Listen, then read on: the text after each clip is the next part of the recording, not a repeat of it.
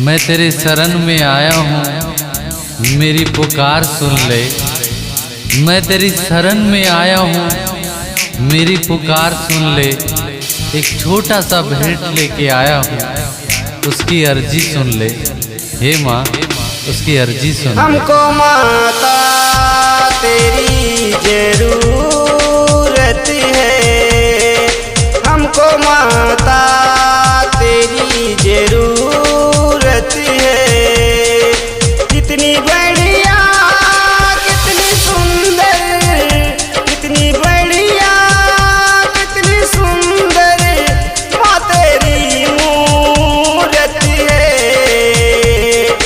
हमको माता तेरी जरूरत है, हमको माता तेरी जरूरत है।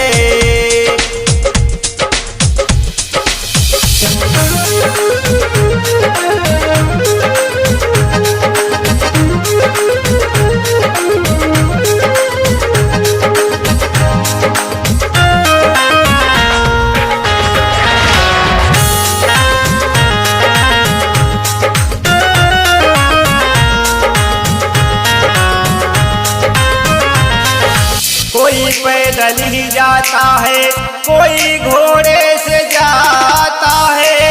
कोई पैदल ही जाता है, कोई घोड़े से जाता है। कोई डोलिए चढ़ के जब माँ के दरबार जाता है।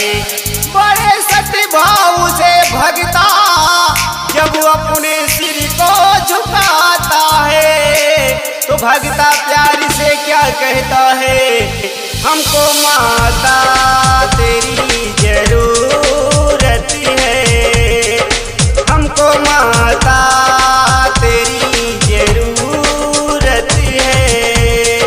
कितनी बढ़िया, कितनी सुंदर, कितनी बढ़िया, कितनी सुंदर माँ तेरी मूरत है। हमको माता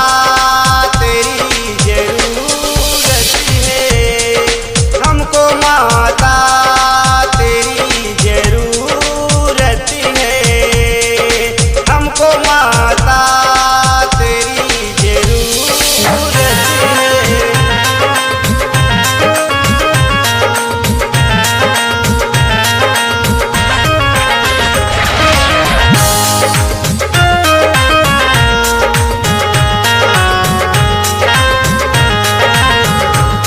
कोई दिल्ली से आता है, कोई बम्बे से आता है। कोई दिल्ली से आता है, कोई बम्बे से आता है। कोई गोवा से आता है, चुनरी माँ का साथ लाता है। बड़े सतभाव से भगता जब माँ के चरणों में अपने सिर को झुकाता है कि हमको माता तेरी जरूरत है, हमको माता तेरी जरूरत है। कितनी बढ़िया, कितनी सुंदर, कितनी बढ़िया, कितनी सुंदर माँ तेरी मूरत है। हमको माता तेरी जरूरत है, हमको माता तेरी जरूरत है। Presented by Sanaya Films.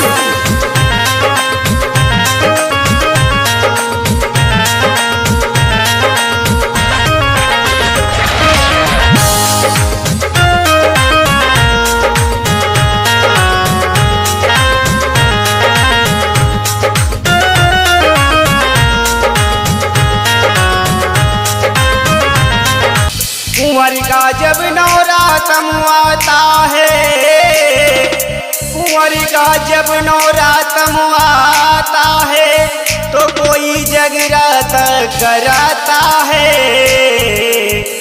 Narendra दीवाना माता का भजन जब ये गाता है,